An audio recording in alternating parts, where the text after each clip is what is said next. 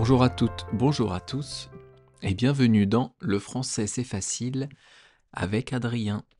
On est aujourd'hui le samedi 12 avril 2025, c'est donc la fin de la semaine, le début du week-end, et aujourd'hui on va voir une expression, on va parler d'une expression qui est « tel est pris qui croyait prendre ». Tel est pris qui croyait prendre. Alors cette expression, elle provient d'une fable de La Fontaine. Si vous connaissez mon podcast depuis un moment, vous savez que tous les 10 épisodes, je sors une étude de fable de La Fontaine. Je prends une fable, je la lis, je vous l'explique et je vous la relis dans une version simplifiée. Eh bien aujourd'hui, l'expression, elle est tirée d'une fable. Mais malheureusement, cette fable, elle est un peu trop longue et un peu trop compliquée à comprendre pour vous qui apprenez le français. Donc, je vais juste vous la résumer afin que vous compreniez l'expression du jour.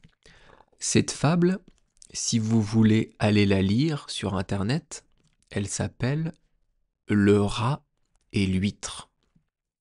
Le rat et l'huître. Le rat, c'est un animal à quatre pattes qui est un peu plus gros qu'une souris.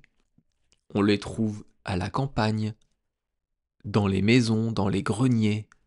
Ils mangent des graines, tout un tas de sortes de choses. C'est ça le rat comme animal. Et l'huître, c'est un coquillage. C'est une espèce qui pousse sur les rochers qu'on peut ouvrir et on mange l'intérieur. Souvent, on met un peu de citron ou un peu de vinaigre et on va manger ce qu'il y a à l'intérieur de l'huître. Si vous ne savez pas ce que c'est, vous pouvez aller taper sur internet, huître, et vous allez trouver. Alors, je vous raconte la fable. En fait, il y a un rat qui habitait dans un champ à la campagne. Et tout d'un coup, il décide de partir découvrir le monde. Il se sent trop à l'étroit chez lui, il se sent enfermé, et du coup, il quitte son champ, il quitte son habitat pour aller découvrir le monde. En partant de chez lui, il s'aperçoit que tout est une merveille pour lui. Il a hâte de découvrir le monde. Et un moment, il arrive au bord de la mer, près des rochers, et il voit des huîtres. Il y en a plusieurs qui sont fermées, et il y en a une qui est bien grande ouverte. L'huître est en train de prendre le soleil, de respirer le bon air. Le rat, en voyant l'huître, se dit qu'il va pouvoir manger. Il voit la bonne chair de l'huître qu'il va pouvoir déguster. Il s'approche, il tend le cou pour manger l'huître, et ces dernières se referment sur la tête du rat. On apprend à la fin la morale de l'histoire. Tel est pris qui croyait prendre. Le rat voulait manger l'huître, mais c'est l'huître qui mangea le rat. Donc tel est pris qui croyait prendre, c'est ça que ça veut dire. C'est quelqu'un qui est piégé par le piège qu'il a posé. Quelqu'un tente de piéger une personne, mais il se retrouve lui-même piégé. Là, dans la fable, le rat tente de manger l'huître, mais c'est l'huître qui mange le rat. Ça, c'était pour ma petite introduction habituelle du début. Alors, de quoi je voulais vous parler aujourd'hui ? Aujourd'hui, on va pas faire d'astuces de français trop compliquées. C'est d'ailleurs même pas une astuce de français, c'est une astuce d'apprentissage. Je voulais vous parler, et je vous en ai déjà parlé il y a plusieurs semaines, de la routine. La routine, c'est très important dans l'apprentissage d'une langue. Moi, j'apprends l'anglais et le japonais. Je parle anglais pas couramment, mais je parle bien anglais. Et je parle assez bien japonais. Je parle un peu japonais. Et donc, pour apprendre ces langues, surtout le japonais, j'ai une routine. Une routine, ce sont des habitudes. C'est faire toujours la même chose. Faire tous les jours la même chose. Cette routine, il n'y a que vous qui puissiez savoir si elle est bien pour vous. Moi, personnellement, j'ai une routine d'apprentissage en japonais et j'essaye de ne pas la changer. De temps en temps, après plusieurs mois, je change une petite chose. J'apprends d'une autre façon. Mais la base reste la même. J'aime ma routine et si je ne la fais pas, je ne me sens pas bien. Pour moi, c'est un amusement. C'est intéressant d'apprendre une langue. Si ça devient une corvée, si cette routine que vous avez créée devient quelque chose que vous n'avez plus envie de faire, c'est qu'il y a un problème. Il faut soit changer de routine, soit l'intérêt pour la langue que vous avez n'existe plus. En tout cas, il faut y remédier, il faut solutionner le problème. Et surtout, ce que je voulais vous dire, c'est qu'il ne faut pas se laisser influencer. On trouve partout sur YouTube, sur Internet, sur les sites de streaming, sur les réseaux sociaux, des personnes qui vont vous promouvoir, euh, qui vont mettre en avant le fait que vous puissiez parler français en 6 mois, en 3 mois. Franchement, ne cherchez pas, c'est impossible. Vous pouvez être le plus grand génie du monde. Si vous ne connaissez rien au français, parler français en 3 mois d'apprentissage, c'est impossible. Ne vous laissez pas distraire par ces vidéos. Ne vous laissez pas influencer. C'est bien de prendre des conseils à droite et à gauche. C'est bien d'aller chercher des informations. Mais les vidéos qui vous disent que vous pouvez apprendre le français grâce à une méthode révolutionnaire qui vient de sortir, ne cherchez pas, c'est bidon. Ne regardez même pas la vidéo, ça ne sert à rien. Pour apprendre une langue, il n'y a que, pour moi, 2 choses. C'est mon avis personnel, mais cet avis, il est fondé sur une expérience. Alors, je ne parle pas 10 langues, évidemment, j'en parle 3, un tout petit peu d'espagnol, donc on va dire 3 et demi. Mais en tout cas, cette façon d'apprentissage, pour moi, a marché. Donc, les 2 choses qui sont primordiales, les 2 choses pour moi qui sont obligatoires pour apprendre une langue, c'est l'immersion, donc tout écouter, tout voir, tout lire dans la langue que vous voulez apprendre, et la routine. L'immersion, c'est regarder un film, si vous voulez apprendre le français, en français. Regarder une série en français, avec un sous-titre en français.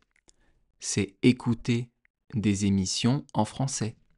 Écouter des podcasts en français. Le mien de préférence. Ensuite, c'est lire en français.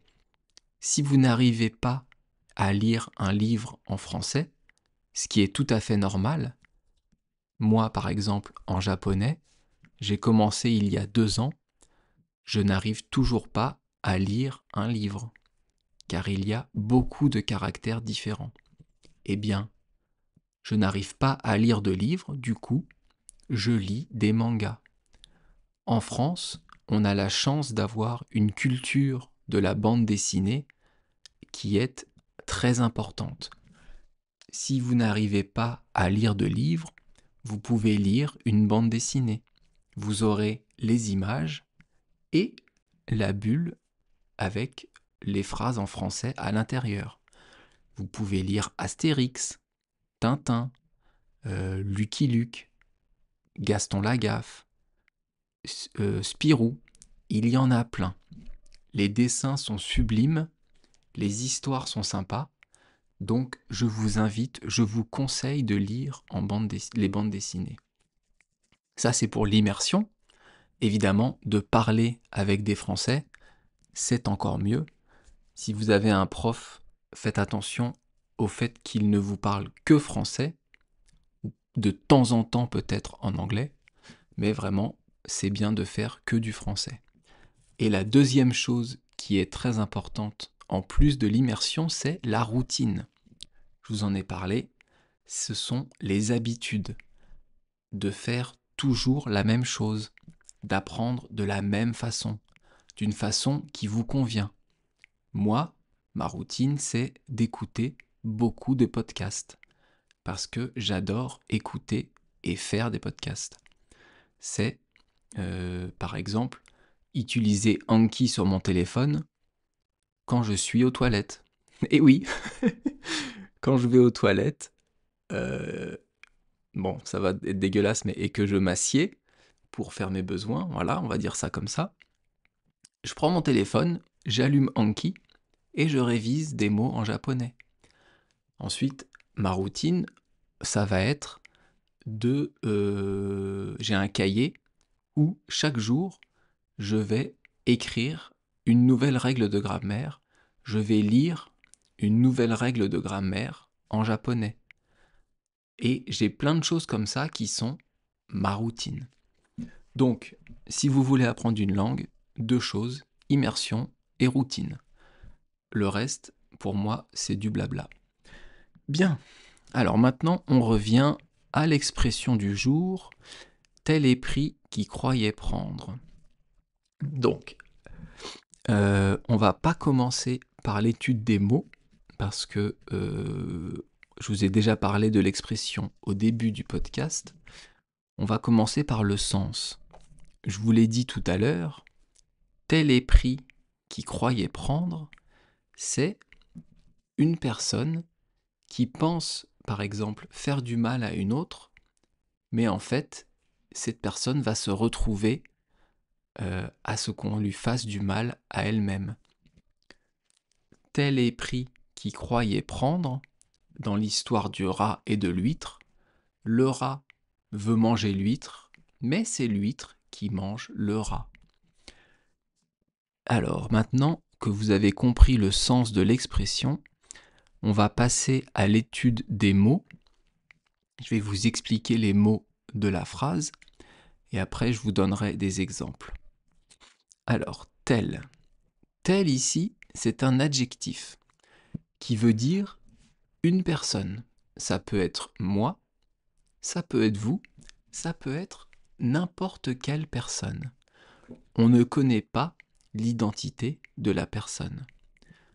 Dans la fable de La Fontaine, on parle du rat, mais dans une autre situation, ça peut être un autre animal ou une autre personne. Donc ici, tel, c'est une personne dont on ne connaît pas l'identité. Alors après, vous avez est pris. Alors, tel est pris. Est pris, c'est la forme passive du verbe prendre. On n'a pas encore étudié le passif dans mes podcasts, donc je vais le marquer et on le fera un autre jour. Alors le verbe prendre, c'est la forme active et être pris, c'est la forme passive. Ici, être pris, c'est le sens de se faire piéger, être pris au piège. être pris à son propre jeu. J'espère que vous comprenez. Si vous ne comprenez pas, bien sûr, vous pouvez m'envoyer un message sur YouTube ou Patreon et je vous expliquerai. Et on reprend donc la suite de l'expression « tel est pris qui croyait prendre ». Alors le « qui » ici, il va avec le mot « tel » du début. En fait, c'est « tel », point de suspension, donc quelque chose, pris, point de suspension. Ici, ça veut dire que quelqu'un va vivre une situation contraire à ce qu'on pourrait penser. Ça s'appelle un paradoxe. On pense que c'est le rat qui va manger l'huître, mais c'est l'huître qui mange le rat. Et ici, la forme grammaticale, c'est tel, qui, tel est pris, qui croyait prendre. Et il nous reste donc deux mots. Croyait, c'est l'imparfait du verbe croire. Donc dans la phrase, dans l'expression, tel est pris, c'est le présent, et qui croyait prendre, c'est l'imparfait. Donc c'est une action qui se passe dans le passé. Au début, l'action est présente, et après, l'action est passée. Au moment où le rat se fait manger, on peut dire tel est pris. L'action est présente. C'est le moment où le rat se fait manger par l'huître. Et après, qui croyait prendre, ça c'est le passé. C'est avant. Avant qu'il se fasse manger, le rat pensait pouvoir manger l'huître. Et donc, il nous reste quoi ? Il nous reste le verbe prendre. C'est le même verbe que on a vu au début, pris. Donc ici, on a la répétition du même verbe entre pris et prendre. Tel est pris qui croyait prendre. J'espère que ce n'est pas trop compliqué pour vous. Donc je vais vous prendre des exemples afin que vous puissiez mieux comprendre. Donc, je ne vous reparle pas du rat et de l'huître, ça vous avez compris. On va prendre par exemple l'image qui est sur le podcast. Vous voyez un gros lapin qui court après un chien. Et bien pour ça, j'ai imaginé que un chien va aller chasser un lapin. Il se retrouve face à un énorme lapin. Eh bien le chien va avoir peur et le lapin va se mettre à chasser le chien. On pourrait dire alors « tel est pris qui croyait prendre ». Je vous donne un autre exemple. Qu'est-ce qu'on va prendre ? Tiens, on va rester dans la chasse. Vous avez un chasseur qui pose un piège à loup. Un piège à loup, c'est comme une grosse mâchoire en fer qui va se refermer sur la patte du loup. Eh bien, le chasseur va poser le piège en espérant attraper un loup.